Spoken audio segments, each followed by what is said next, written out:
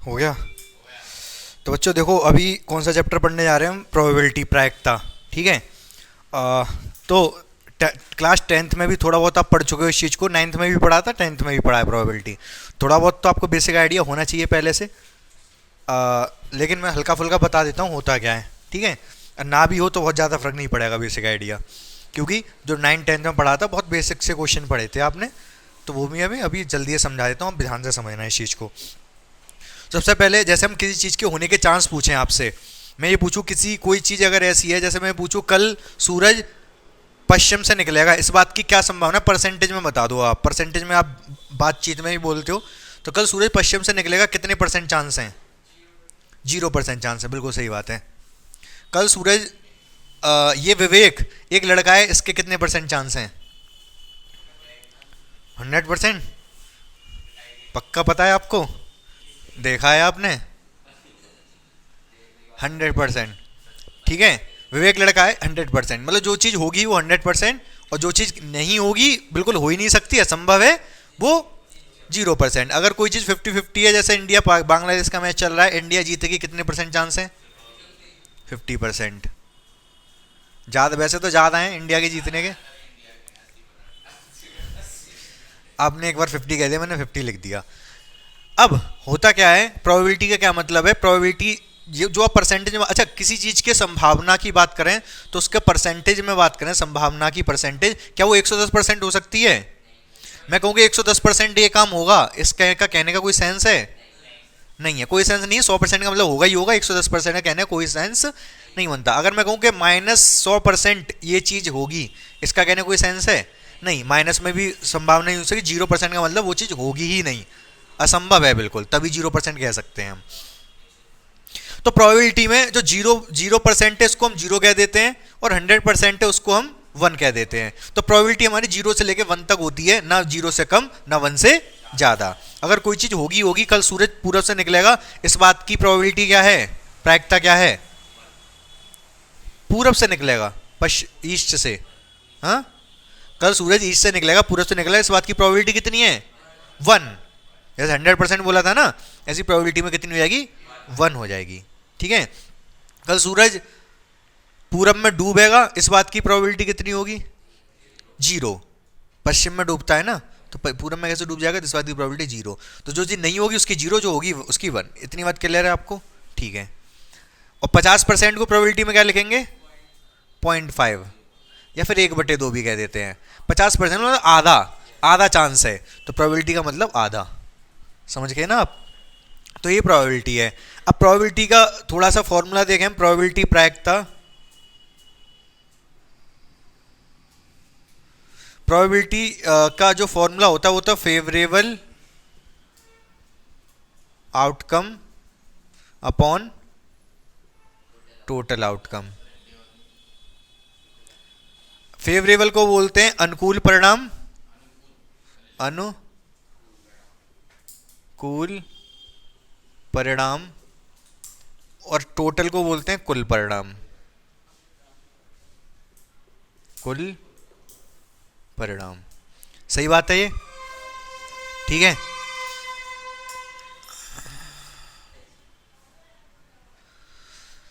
तो ये प्रोबेबिलिटी का फॉर्मूला है। फॉर्मूले से ज़्यादा फॉर्मूला ठीक है, हम लिख लो आप, कोई दिक्कत नहीं है, लेकिन मतलब समझ में आना चाहिए, मतलब क्या होता है, अप्लाई कैसे करना है फॉर्मूला। ठीक है। तो मैं बताता हूँ एक क्वेश्चन लेके किस तरीके से अप्लाई करना है।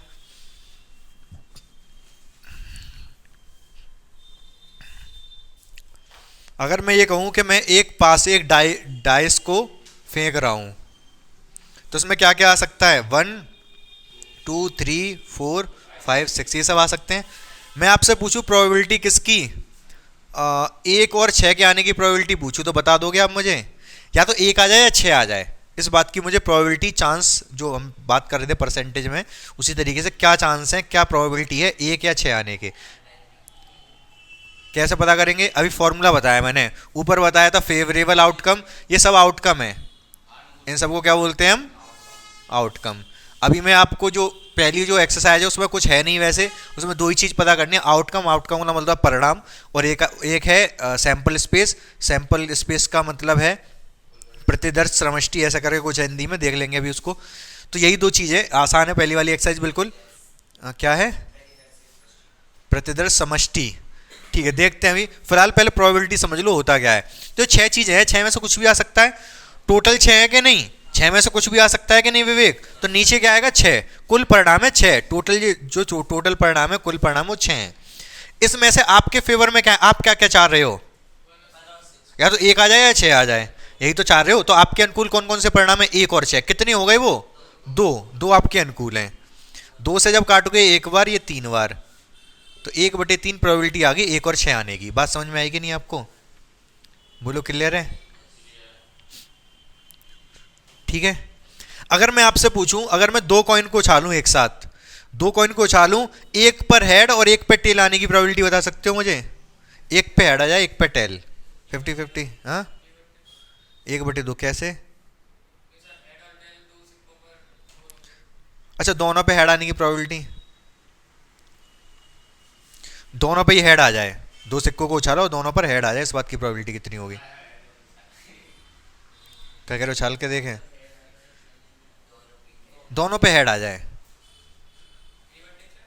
1/, कैसे? सही बताया आपने, बिल्कुल पहले वाला भी सही बताया। हाँ हाँ, फेवरेबल दो हैं, कैसे?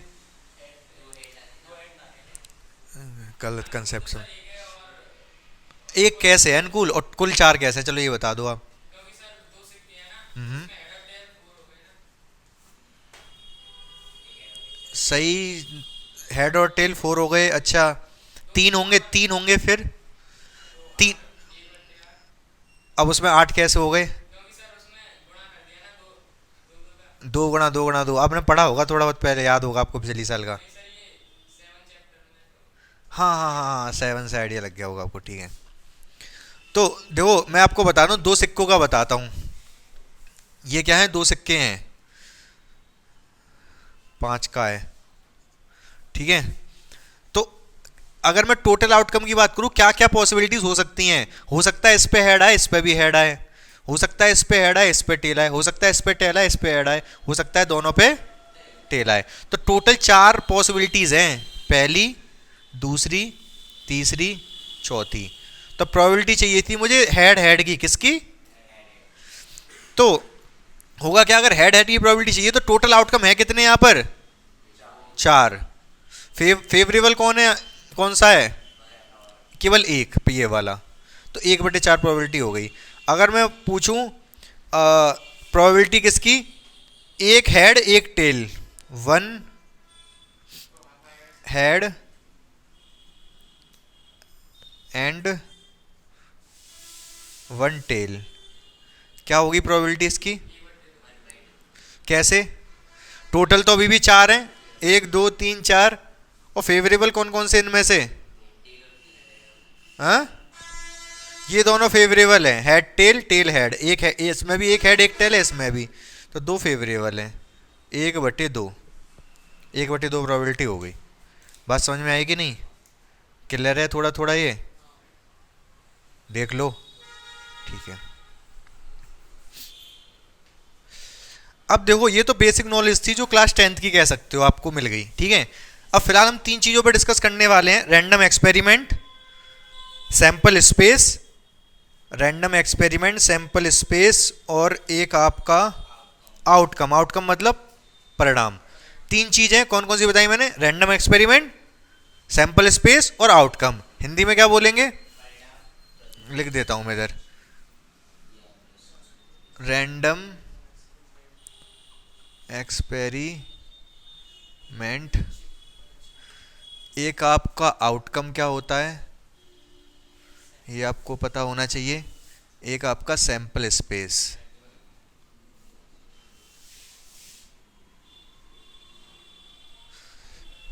आउटकम को तो हिंदी में परिणाम बोलते हैं, परिणाम।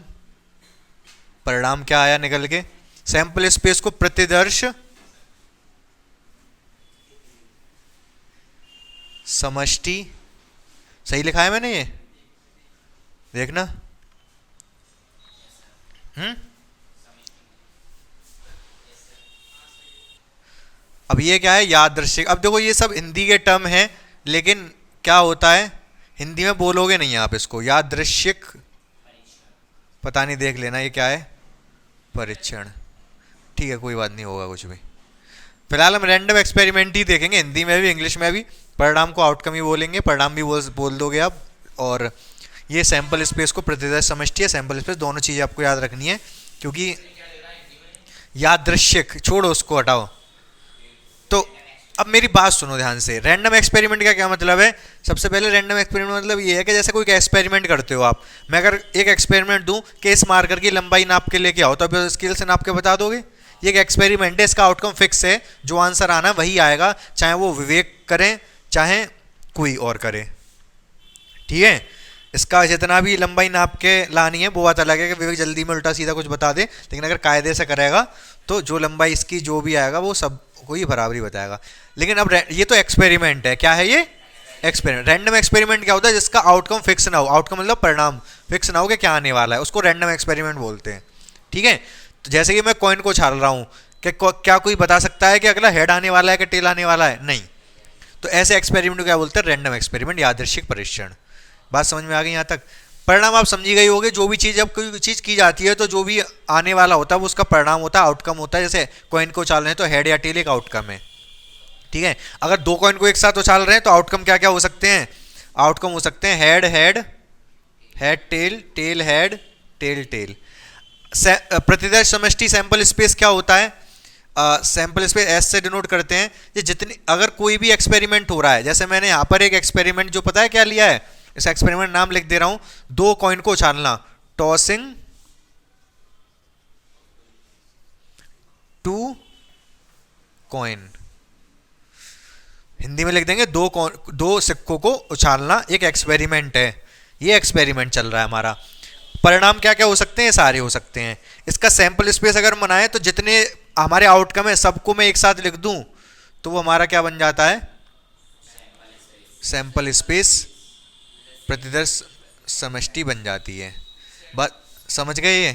अगर मेरा एक्सपेरिमेंट हो थ्रोविंग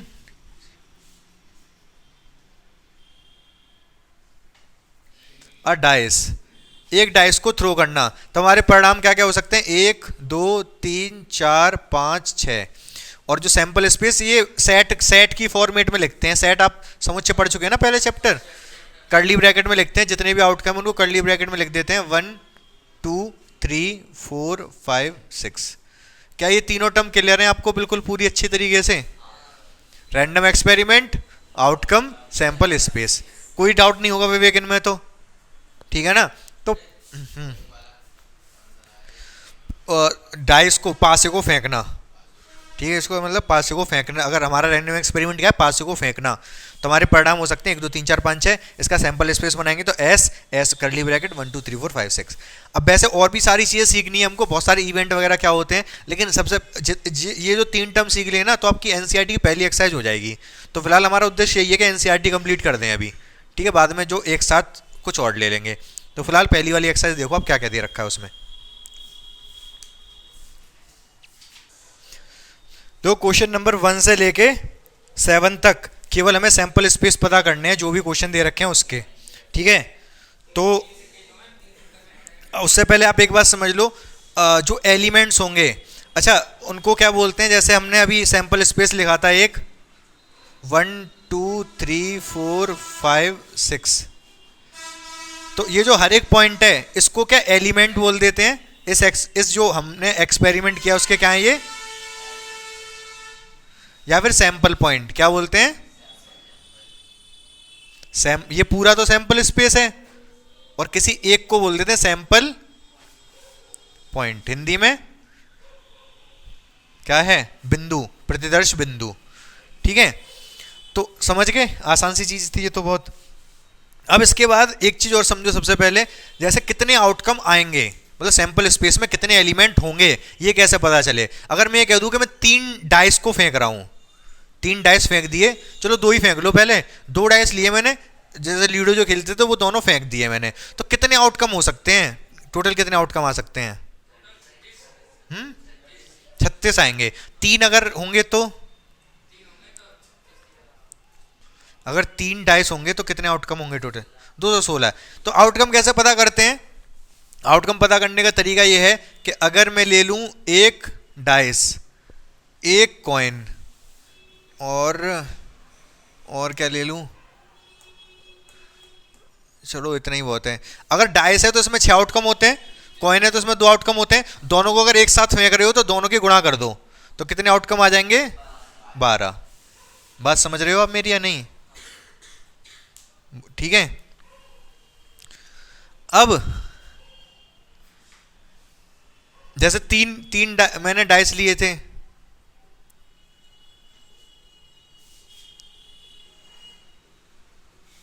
तो 6 6 6 गुणा गुणा 216। ठीक है।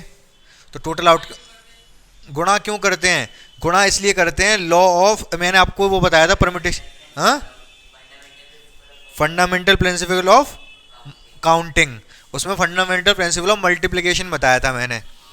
तो उसमें से आपको समझ आएगा, वो करके देखना पड़ेगा आपको। जैसे अगर मैं कहूँ आपके पास 4 पैंट हैं और 3 शर्ट हैं, आप कितने अलग अलग कॉम्बिनेशन पहन सकते हो? हैं? 12। 12 कैसे? गुणा क्यों किया? गुणा मत करो, यही नहीं समझ में आ रहा।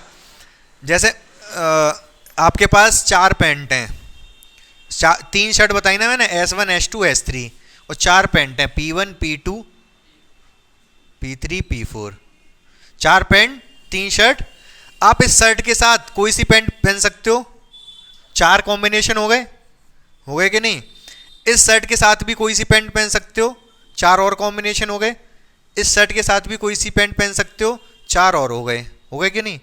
टोटल 4 + 4 + 4 कितने? 12 कॉम्बिनेशन हो गए। ठीक है। 4 को 3 बार जोड़ने से अच्छा है 4 × 3 कर दो। समझ रहे हो ना? तो 3 कहां से आया? 3 शर्ट थी। 4 कहां से आया? 4 पैंट थे। तो 12 कॉम्बिनेशन बन जाते हैं, मल्टीप्लाई इसलिए होता है। समझिए हल्का फुल्का। तो अब ये बात आपको क्लियर हो गई। अब जल्दी से देख लो, यहाँ पर सैंपल स्पेस बना के दिखाने हैं। 4 सिक्के अगर हम उछालें, चौथा क्वेश्चन, पहला तो आसान है, कर लोगे। चौथे में क्या कह रहा है? तीसरे में कह रहा है कि 4 सिक्कों को अगर हम उछाल रहे हैं तो सैंपल स्पेस बना के दिखाना है। दिखा दोगे बना के? 4 सिक्कों को अगर, तीसरे क्वेश्चन में कह रहे हैं 4 सिक्के उछाले जा रहे हैं तो सैंपल स्पेस बना के दिखाना है आपको। तो क्या बनेगा? हेड, देखो मैं बना के दिखाता हूं, ध्यान से देख लेना। हेड हेड हेड हेड, चारों हेड ले लिए। ठीक है। 3 हेड कर ले रहा हूं अब। 3 हेड हो गए, एक टेल है। अब टेल ये जरूरी नहीं चौथा ही होगा, ये वाला भी टेल हो सकता है, बाकी सब हेड कर दो। ये वाला टेल ये वाला हो सकता है, बाकी सब हेड कर दो। ये वाला टेल ये हो सकता है, बाकी सब हेड कर दो। ठीक है। इन सब में कितना है? 4 हेड थे। इन सब में कितने हैं? 3 हेड हैं। सही है ना? टोटल बना के दिखा रहा हूं मैं आपको। इसके बाद क्या, 2 हेड वाले देख लो। 2 हेड वाले मैं ऐसे ले सकता हूं, 2 हेड। ठीक है। 2 हेड 2 टेल। दोनों हेड मैं यहां पर भी ले सकता हूं। ठीक है।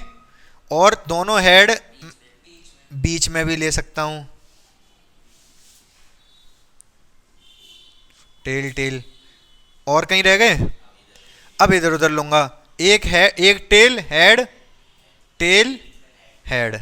सही है। Head tail head tell. सही है। सब अलग ही अलग बने हैं अभी तक। ये सब 2 हेड वाले हैं। देखो 2 हेड 2 हेड 2 हेड 2 हेड। और बताओ, tell head tail tail head. सही है। ये भी अलग है बिल्कुल। कितने हो गए? 1 2 3 4 5 6, 6 ही होते हैं ये। 2 हेड 2 टेल वाले इसमें। तो कितने इसमें कितने हैं? 2 हेड हैं। कितने बने ये? 6 ऐसे बन गए। अब इसके बाद 1 हेड वाले। 1 हेड वाले तो बहुत आसानी से बना सकते हो आप। 1 हेड है ये, इस वाले हेड को यहाँ कर दो, इस वाले हेड को यहाँ कर दो, और इस वाले हेड को यहाँ कर दो। और इन चारों में क्या है? 1 हेड। और फिर एक टेल टेल टेल टेल, इसमें एक भी हेड नहीं है। 16 हो गए टोटल अब काउंट करोगे तो। ठीक है। 1 और 4, 1 ये है, 4 ये हैं। 4 कौन से? 3 हेड वाले। 2 हेड वाले 6 हैं, फिर 1 हेड वाले। 1 हेड का मतलब है 3 टेल, तो एक ही चीज हो गई है। ये हो गए 4, और लास्ट में एक ये। कितने हो गए ये काउंट करोगे तो? 10, 16। समझ गए कि नहीं समझ गए? इस तरीके से आप बना सकते हो। समझ आ गया होगा आपको ये? डाउट तो नहीं है इसमें कोई? ठीक है, कुछ नहीं हो रहा, ये तो बस दिखाने चीज दिखा रहा हूं मैं ये। यहाँ मल्टीप्लाई मल्टीप्लाई कुछ नहीं है। जैसे ऐसे मान लो दो लोग खड़े हैं, चार लोग खड़े हैं, चार कॉइन है हमारे पास, ये कह रहा है कि मेरे पे हेड आया, मेरे पे हेड आया, मेरे पे हेड आया, मेरे पे हेड आया। ये एक कॉम्बिनेशन दिखा रहा हूँ बस मैं, किस तरह कॉम्बिनेशन हो सकता है। ये कोई बहुत बड़ी चीज़ नहीं है इसमें, मतलब पढ़ाई को इसको मतलब ऐसे मत लो क्योंकि खतरनाक चीज़ है ये। बस एक कॉम्बिनेशन बना के दिखाए हैं मैंने, 16 अलग अलग कॉम्बिनेशन क्या क्या हो सकते हैं। ठीक है, 16 अलग अलग कॉम्बिनेशन, मतलब जैसे मान लो घर में 3 बच्चे हैं और शादी में भेजने हैं 2 बच्चे, तो 3 कॉम्बिनेशन बन सकते हैं। कैसे 3 कॉम्बिनेशन? ए बी सी है, या तो मम्मी कहेंगी कि ए और सी तुम दोनों चले जाओ शादी में, बी को रहने दो, या फिर मम्मी कहेंगी ए और बी तुम चले जाओ, या फिर मम्मी कहेंगे बी और सी तुम दोनों चले जाओ। तो 3 कॉम्बिनेशन हुए ना, और इसके अलावा तो कुछ है नहीं। इसी तरीके से ये 16। हाँ, तीनों नहीं, 2 ही लोग भेज सकते हैं ना, 2 ही। हाँ हाँ, 2 को भेजना है केवल।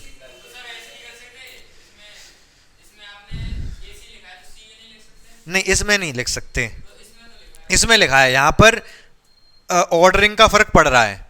यहाँ पर ऑर्डरिंग का फर्क नहीं पड़ेगा, ये परमिटेशन है, ये कॉम्बिनेशन है। देखा जाए तो परमिटेशन कॉम्बिनेशन बताया था ना मैंने। यहाँ पर तो मैंने केवल मैंने 16 कॉम्बिनेशन बना के दिखाए, अलग अलग कौन कौन सी चीजें हो सकती हैं। समझ रहे हो? यहाँ पर ऐसा कोई परमिटेशन कॉम्बिनेशन सोचना ही नहीं है, परमिटेशन कॉम्बिनेशन थोड़े ना लगा रहे हैं यहाँ पर। बस हम तो यहाँ देख रहे थे कि अगर मैं 4 कॉइन को उछाल रहा हूँ तो अलग अलग कितने केस बन सकते हैं। हाँ हाँ, नहीं ऐसा ऐसे होता कि दो दो नहीं, 2 जगह शादियां हैं, ठीक है। एक तो है गांव में, एक तो है कहां पर, गांव में, एक लॉज में, एक है 5 स्टार में। अब फर्क आ जाएगा। अब गांव में सी गया और 5 स्टार में ए गया, ये एक अलग चीज होगी, और सी ए अलग चीज होगी। यहाँ पर सी 5 स्टार में सी गया, गांव ए में गांव गया। हाँ,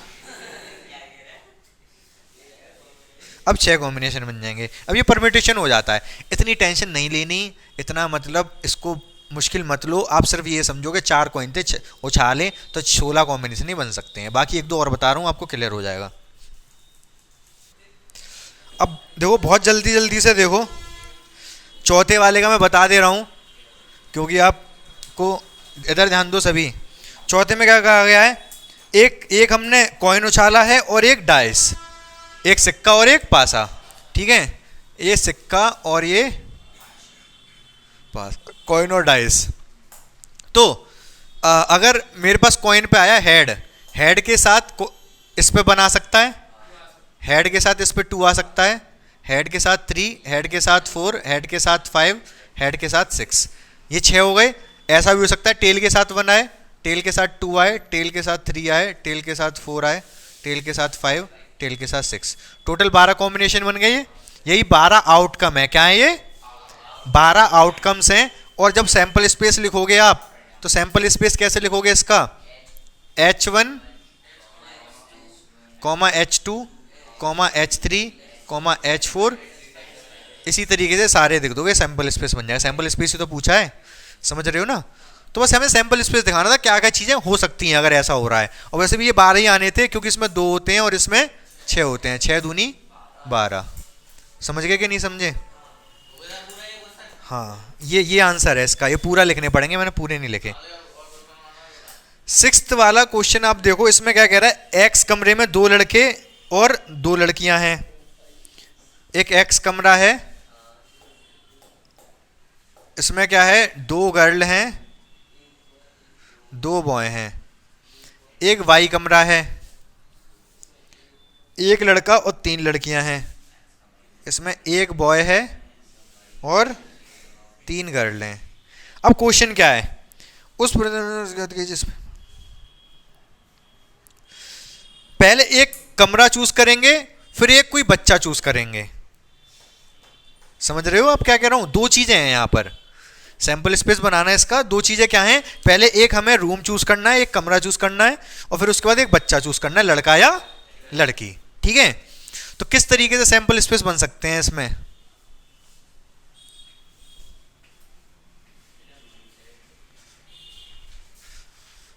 कैसे कैसे सैंपल स्पेस बन सकते हैं, बोलो। हाँ हाँ, अच्छा मेरी बात सुनो पहले, रूम वूम का चक्कर हटाओ। चार बच्चे हैं, दो लड़के हैं और दो लड़कियां हैं।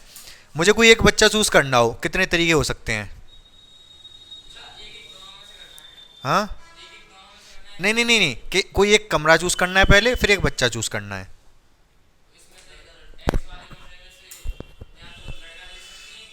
ये लड़की ले सकते हैं, ठीक है, सही बात है। ठीक है, मैं बताता हूँ। पहला सैंपल स्पेस, पहला मतलब सैंपल पॉइंट की होगा एक्स। अगर मैं ले रहा हूँ, एक्स अगर मैंने ले लिया तो इसमें से या तो एक लड़का लूंगा एक लड़की लूंगा। ठीक है, एक्स के साथ मैंने ले लिया B1, एक्स B1 मतलब क्या इस चीज का? एक्स लिया उसमें से लड़का लिया, एक्स के साथ B2, एक्स लिया उसमें से लड़का B2 लिया, एक्स के साथ G1, एक्स के साथ G2। अगर y चूज करता, y के साथ हो सकता है मैं लड़का लेता B1, एक ही लड़का है। y अगर ले रहा हूं तो हो सकता है G1 लेता, और y अगर ले रहा हूं तो हो सकता है G2 लेता। तो ये कितने, 1 2 3 4 5 6 7, 7 सैंपल पॉइंट हो गए। चेक करो, यही सातों दे रखे हैं, किस तरीके से B1 B2 करके दे रखे हैं, किस तरीके से दे रखे हैं। कॉमा लगाओ लगाओ मत लगाओ, देखो वो अलग दिखाना। सैंपल स्पेस जब लिखोगे तो ऐसे ही लिख देना एक्स B1, हाँ एक्स B2, B1 B2 ही लिए हैं उसने।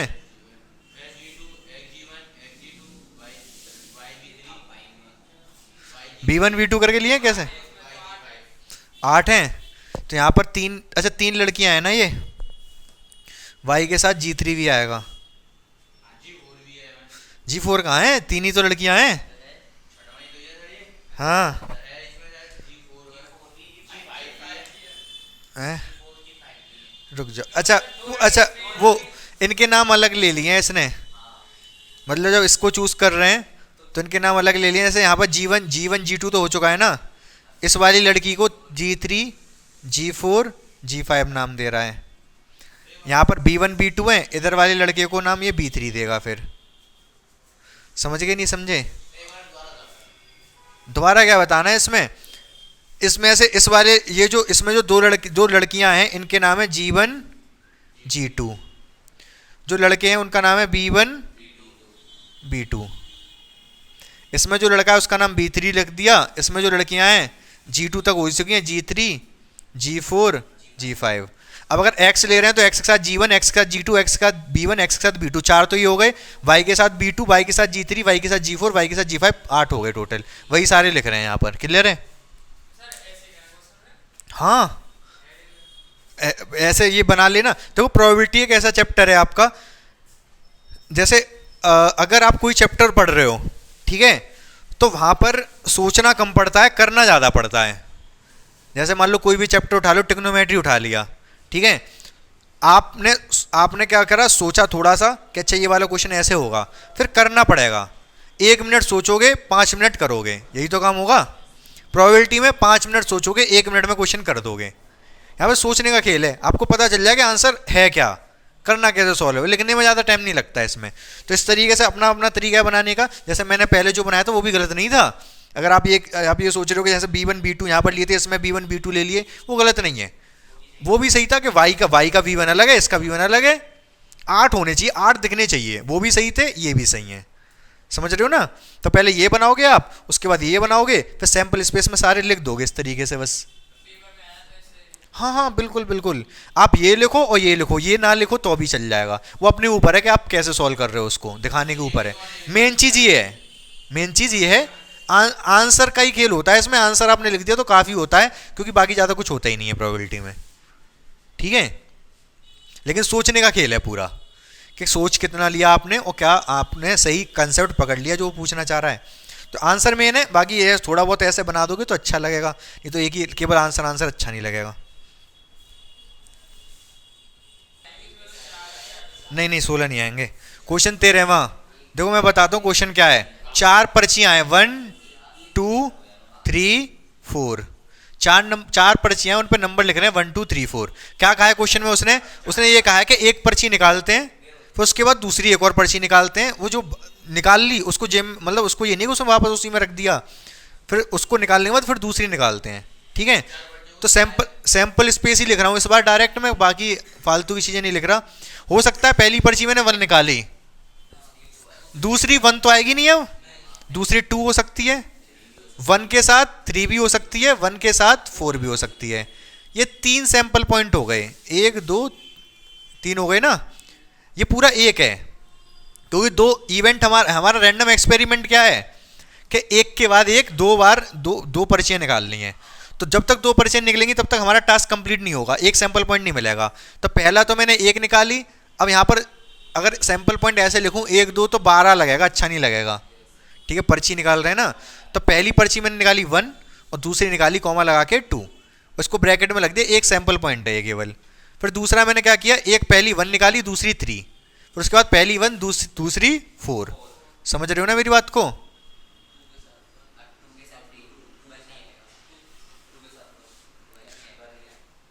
क्यों नहीं आएगा 1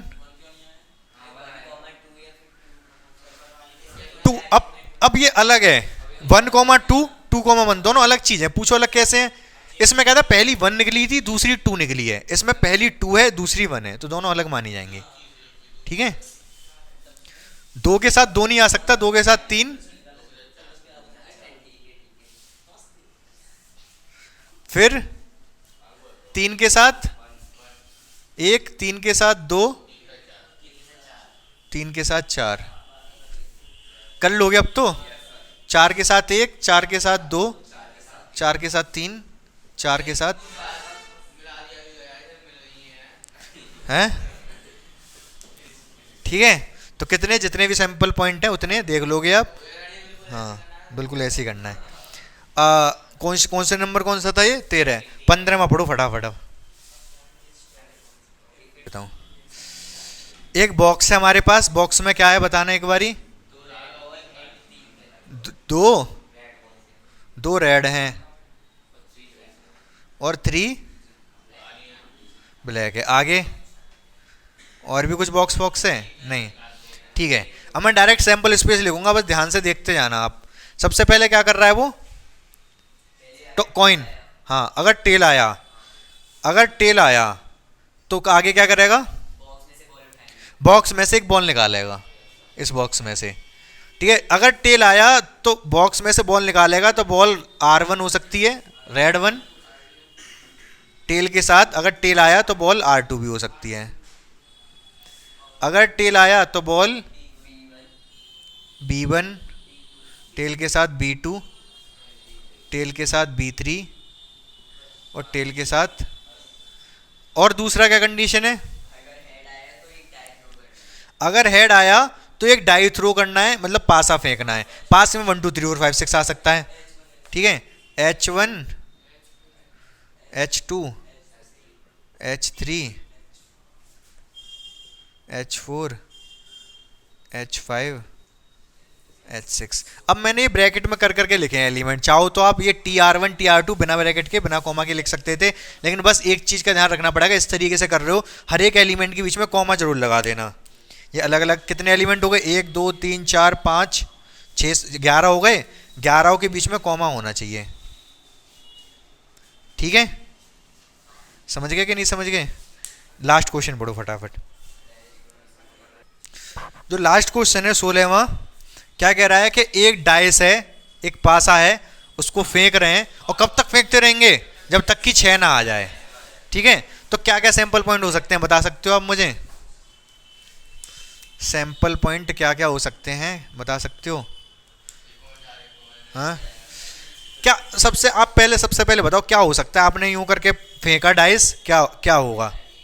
पहला 1 आ सकता है, सही बात है, 2 आ सकता है, 3 आ सकता है, 4 आ सकता है। अगर एक ही चीज लो, आपने डाइस फेंका, 5 आया, इन्होंने कहा 5 आया, ठीक है मैं लिख दूं 5, 5 आ गया। आगे क्या करोगे, दोबारा फेंकोगे, फिर क्या आया, आगे क्या आया, 4 आया, फिर क्या करोगे, रुक जाओगे यहीं कुछ करोगे, दोबारा फेंकोगे, फिर क्या आया मान लो, दोबारा 5 आ गया, फिर क्या करोगे, फिर 3 आ जाए, फिर हो सकता है अगला 6 आ जाए, यहीं रुक जाओ, यहीं खेल खत्म।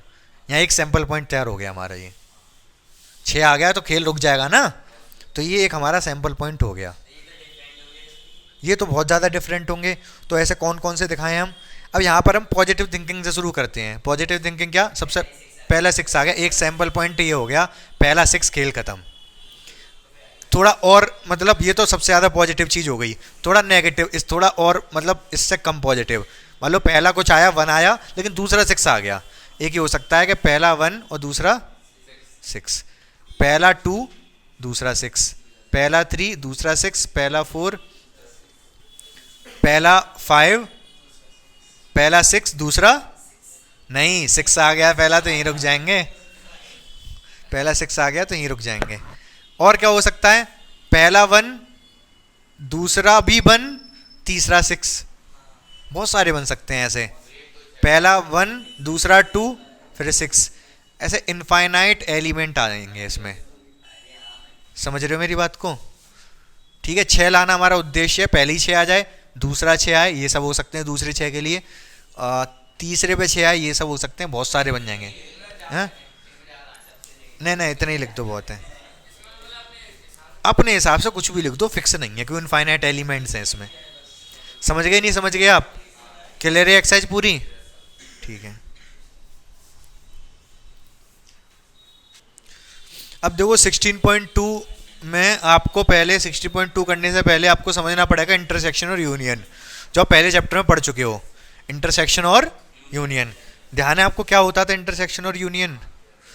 जैसे अगर मैं ये कहूँ कि अगर कोई सेट है मेरे पास, जैसे अभी सैंपल स्पेस बना रहे थे ना, ऐसी सैंपल स्पेस बना लिया, मान लो 1 2 3 4, सैंपल स्पेस तो नहीं है, कोई सेट ए नाम दे दे रहा हूँ। अब ये ए क्या है ये समझेंगे बाद में। ऐसी एक सेट को बी नाम दे दिया मैंने, इसमें ले दिया 2 3 6, ठीक है। अगर मैं आपसे पूछूं ए यूनियन बी क्या होगा, बता सकते हो मुझे? सारे आ जाएंगे जितने भी थे, 1 2 3 4 6। अगर मैं पूछूं ए इंटरसेक्शन बी क्या होगा, 2 और 3, इतना पता है आपको, ठीक है। अगर मैं आपसे पूछूं ए इंटरसेक्शन बी डैश, बता सकते हो? उसके लिए सैंपल स्पेस बताना पड़ेगा मुझे। अच्छा चलो छोड़ो, हाँ सही कह रहे हो। तो बता ही दूं मैं, ये देख लो इसको। अगर सैंपल स्पेस हमारा क्या है, अगर डाइस को ही थ्रो कर रहे हैं तो सैंपल स्पेस 1 2 3 4 5 6 यही तो होगा सैंपल स्पेस। अगर डाइस को थ्रो कर रहे हैं तो 1 2 3 4 5 6 आएगा, इसके अलावा कुछ नहीं आएगा। अगर मैं पूछूं ए इंटरसेक्शन बी डैश, इसका मतलब क्या है, ए हो पर बी नहीं, मतलब ए तो होना चाहिए और बी नहीं, समझ गए इंग्लिश में। ए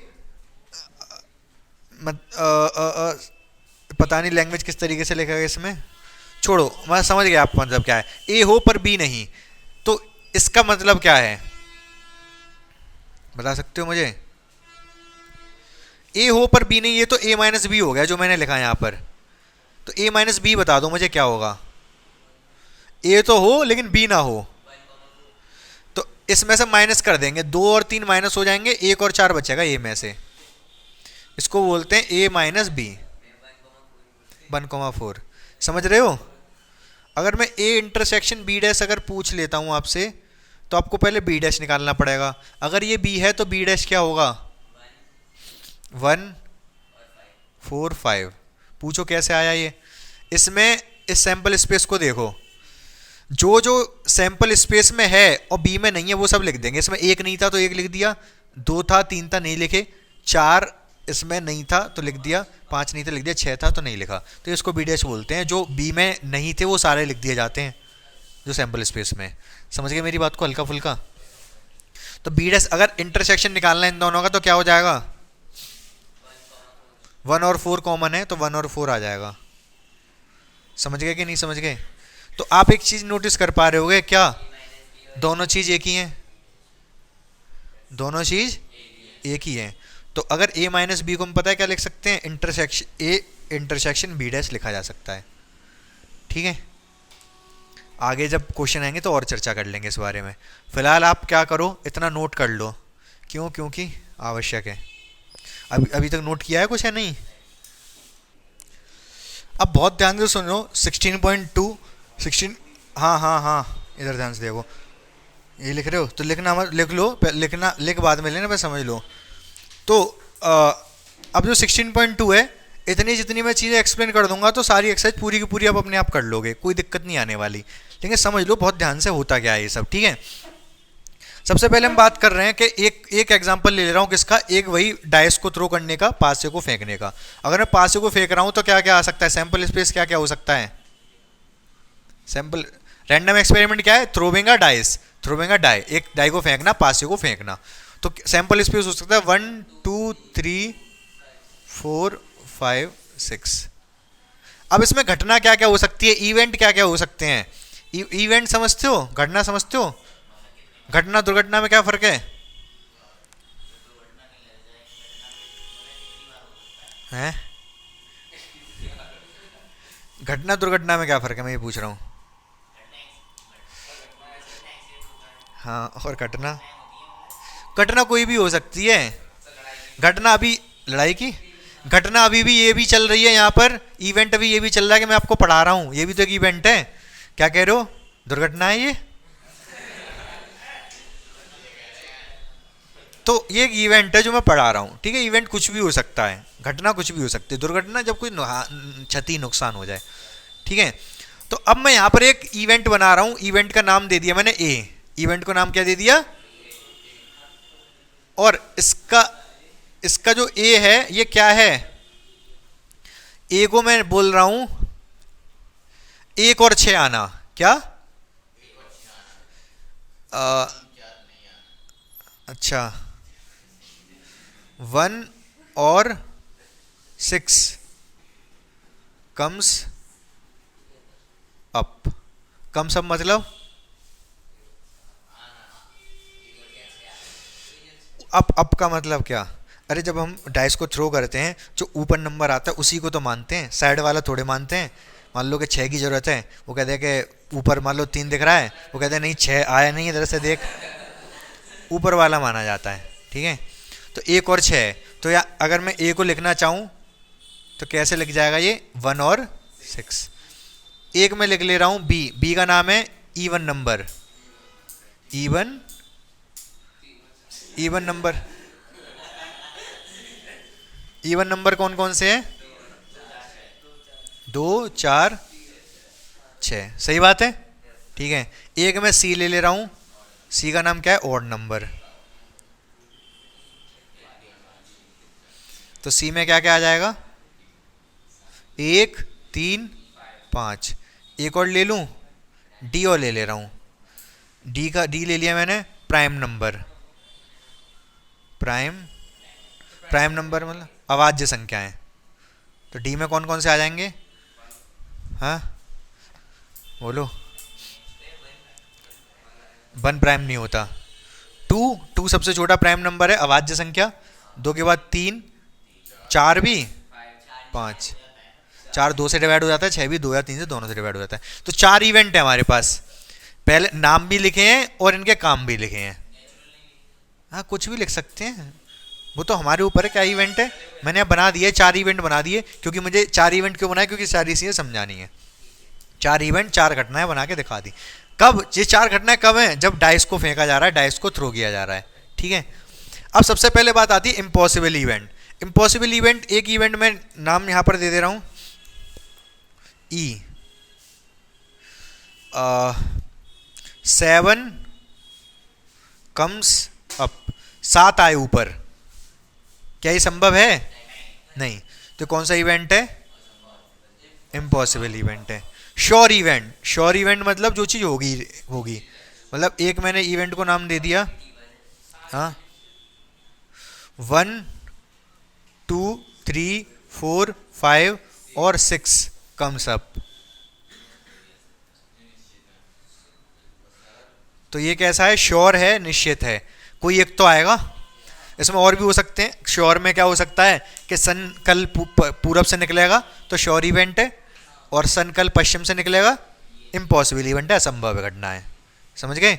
संभव असंभव, निश्चित असंभव, श्योर इम्पॉसिबल। क्लियर है यहाँ तक?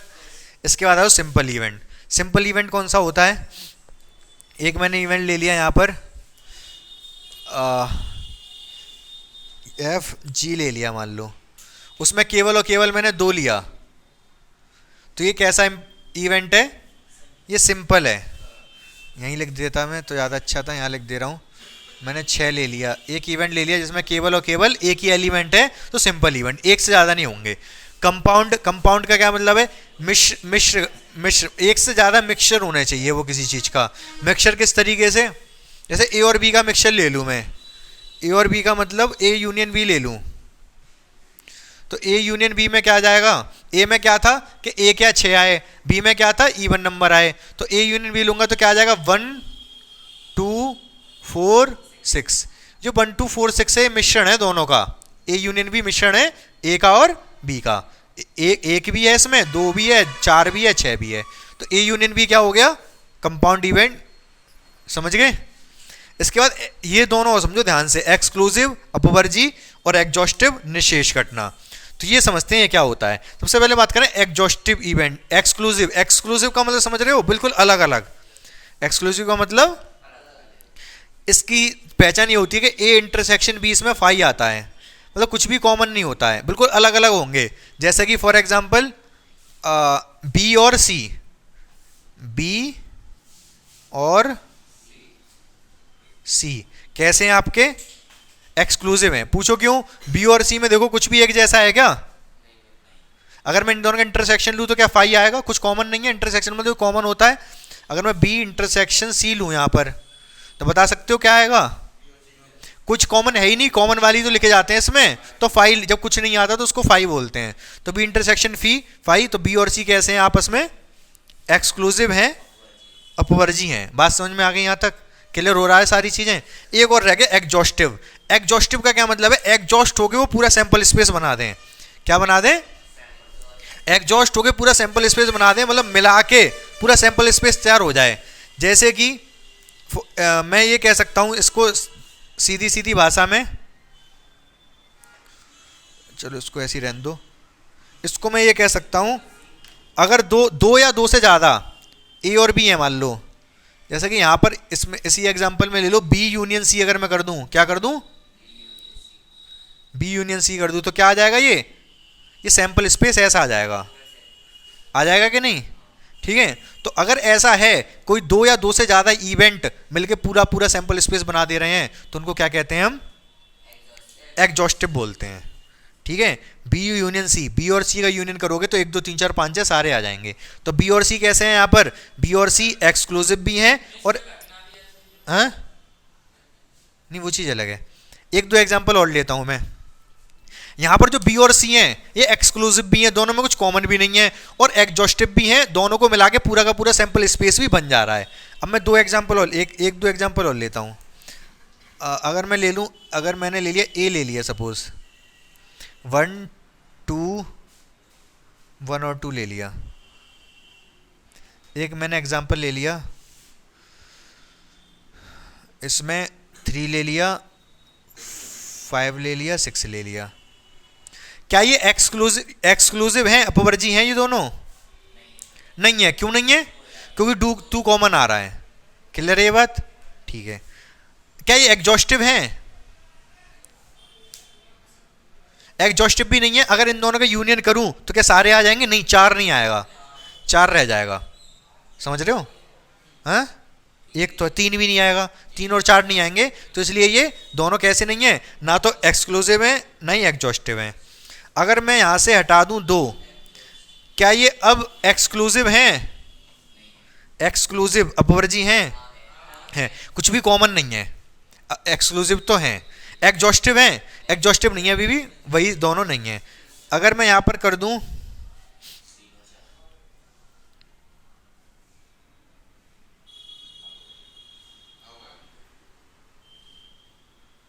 क्या ये एक्सक्लूसिव है?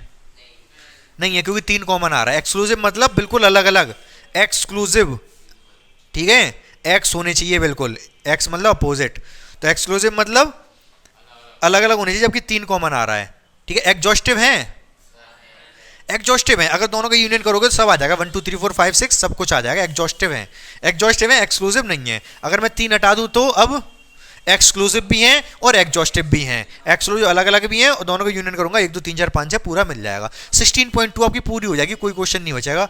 आप शुरुआत करो करने की। जो पहला क्वेश्चन है उसमें क्या एक डाइस को ही तो फेंक रहे हैं, तो सैंपल स्पेस 1 2 3 4 5 6 हो जाएगा, उसमें कुछ सोचने वाली बात नहीं है। उसमें से ई क्या दे रखा है? ई दे रखा है कि 4 आए, और एफ क्या दे रखा है कि इवन नंबर आए। इवन नंबर सम संख्या 2 4 6। पूछ रहा है क्या ये दोनों एक्सक्लूसिव हैं? नहीं है, एक्सक्लूसिव 4 कॉमन है। और भी कुछ पूछ रहा है? इतना ही पूछा है। अब उसके बाद जो दूसरा क्वेश्चन है वो भी डाइस का ही क्वेश्चन है शायद, हाँ डाइस का ही है। उसमें सारे क्या करने, ए बी सी डी सारे इवेंट बनाने हैं। पहला ये जो ए दे रखा है वो क्या दे रखा है? नंबर 6 से कम हो, 6 से कम हो, 7 से कम, 7 से कम तो सारे ही आ जाएंगे फिर। और बी, बी क्या दे रखा है? 7 से ज्यादा हो, 7 से ज्यादा कुछ आएगा ही नहीं, 5, बी 5 होगा। सी क्या होगा? हाँ 3 का मल्टीपल, 3 और 6। सी डी क्या होगा? 4 से कम 1 2 3, और 4 से बड़ी सम, 4 से बड़ा, बड़ा तो मतलब 4 नहीं ले सकते, केवल 6 आएगा। और भी कुछ है? 3 से कम नहीं, 3 से कम नहीं तो 3 भी आएगी, 4 भी आएगी, 5 भी आएगी, 6 भी आएगी। कम नहीं, 3 से कम नहीं मतलब ना 1 हो ना 2 हो, बाकी सब तो हो, ठीक है। तो अब इन सबका यूनियन यूनियन करवाया, कर लोगे आप, ठीक है। पहला पहला क्वेश्चन ए यूनियन बी, पता नहीं ऐसे कुछ पूछ रहा है। यूनियन इंटरसेक्शन तो जानते ही हो, कर लोगे। यूनियन इंटरसेक्शन जानते हो क्या होता है, कर लोगे आप, ठीक है। बाकी सारे क्वेश्चन आसान है बहुत, हाँ हो जाएंगे, सारे हो जाएंगे, आप सारे करके देख लेना। अगर नहीं आता इनके स्तंभ में कोई बताऊंगा, नहीं तो बहुत आसान है।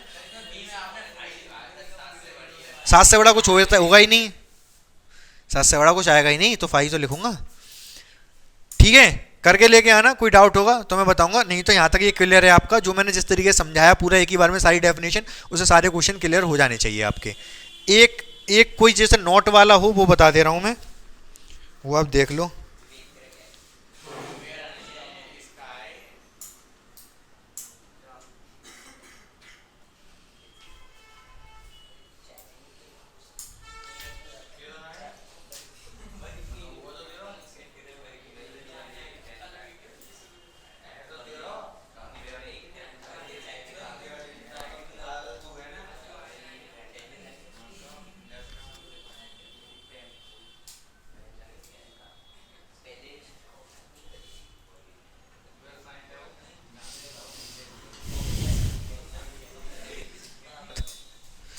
देखो जो पांचवा क्वेश्चन है, कौन सा क्वेश्चन? पांचवा। बाकी सब क्वेश्चन है उनमें तो आपको बताना है, जो चीज पूछ रहा है बता दोगे, कोई दिक्कत नहीं है। पांचवें में खुद से आपको इवेंट बनाने हैं। पांचवें का 3 सिक्कों को उछाल रहा है। अगर 3 सिक्कों को उछाल रहा है तो हमारे टोटल आउटकम कौन कौन से होंगे? Head head head head head tell, head tell head tail head head, 4 हो गए। उसके बाद ये 2 हेड वाले हैं, एक हेड वाला head tail tail tail head tail, एक लास्ट में हेड आ जाएगा, टेल टेल हेड, एक टेल टेल टेल, ठीक है। तो 8 हो गई ये। अब ये कह रहा है पहले जो पांचवें का पहले का 2 घटना है जो अपवर्जी हो, ऐसे 2 इवेंट बताने हैं जो एक्सक्लूसिव हो। ए और बी 2 बनाने हैं, ए और बी या ई एफ कुछ भी ले सकते हो। ऐसे 2 इवेंट बनाने हैं जो आपस में कैसे हो? अपवर्जी, अपवर्जी मतलब एक्सक्लूसिव हो। तो बताओ कोई 2 ऐसे। इसमें एक ऐसा बता दो इवेंट जिसमें वो आए और बी में वो ना आए। इसमें कर दे रहा हूं मैं, ए में कर दे रहा हूं at least 2 head. At least 2 head का मतलब समझो कम से कम 2 हेड आए। तो ए में कौन कौन से आएंगे, ये सारे आएंगे। इसमें दो हैं, इसमें दो हैं, इसमें दो हैं, इसमें तीन है। एटलीस्ट मतलब कम से, हिंदी में क्या लिखो, कम से कम दो हेड, हेड मतलब चित्त, ठीक है। तो अब ऐसा ले लो कोई जिसमें ये वाले आए,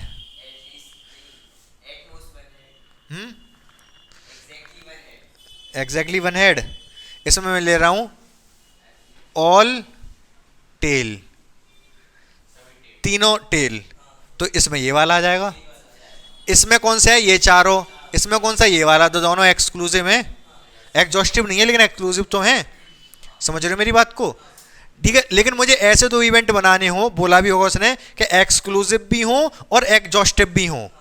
समझ रहे हो, एक्सक्लूसिव मतलब दोनों अलग अलग हो, एग्जॉस्टिव मतलब दोनों को यूनिट करने पे सारे आ जाएं। मतलब एक में अगर मैंने ये ले लिए तो दूसरे में बाकी सारे लेने पड़ेंगे। तो बाकी सारे कैसे लोगे, बाकी कर लो at least to tell, at least two. इसको नहीं बोले कम से कम दो चित, इसको लेंगे कम से कम दो पट लिख दोगे। तो इसमें क्या होगा, इस वाले में ये सारे आ जाएंगे। दो हैं, दो हैं, दो हैं, तीन है इसमें, तीन टेल वाली में एटलीस्ट टू हेड बोला ना, मैं टू टेल बोला ना। एटलीस्ट टू टेल का मतलब कम से कम दो टेल, कम से कम दो हो, उससे ज्यादा भी हो सकते हैं। तो ये वाला लोगे, ये वाला, ये वाला, ये वाला, ये नहीं ले सकते, इसमें केवल एक है टेल, इसमें एक भी नहीं है। समझ पा रहे हो कि नहीं समझ रहे मेरी बात को, हाँ या ना। तो पांचवें क्वेश्चन में थोड़ा सा दिमाग लगाना पड़ेगा, खुद से आपको बनाने पड़ेंगे, बना के देख लेना। बाकी सब आपको करने हैं, वो बाकी सब हो जाने चाहिए, ठीक है। एक दो तो मैंने बता भी दिए पांचवें के। क्लियर है, करके लेके आना, आप डाउट हो तो मैं बताऊंगा।